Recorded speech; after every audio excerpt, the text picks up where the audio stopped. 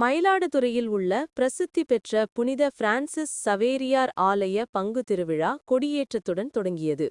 மயிலாடுதுறை மறைவட்ட அதிபர் பேரருட் திரு தார்சிஸ் ராஜ் அடிகளார் தலைமையில் ஆலய வளாகத்தில் கொடி பவனி நடைபெற்றது.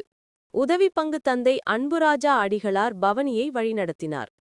திருச்சி அமல அன்னை சபை மாநில தலைவர் பேரருட் திரு மேத்யூ அடிகளார் கொடியை புனிதம் செய்து புனித சவேரியாரின் திருவுருவக் கொடியை ஏற்றி திருவிழாவை தொடங்கி வைத்தார். தொடர்ந்து ஆலயத்தில் சிறப்பு திருப்பலி நடைபெற்றது.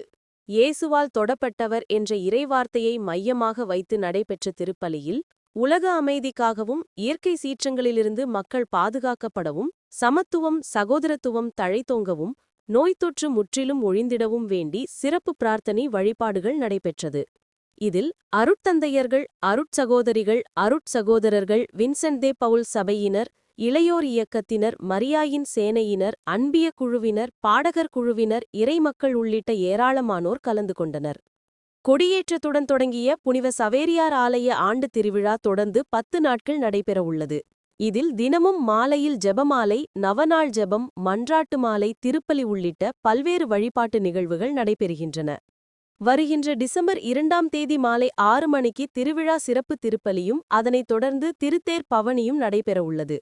டிசம்பர் 3ஆம் தேதி காலை கொடியிறக்கத்துடன் திருவிழா நிறைவு பெறவுள்ளது.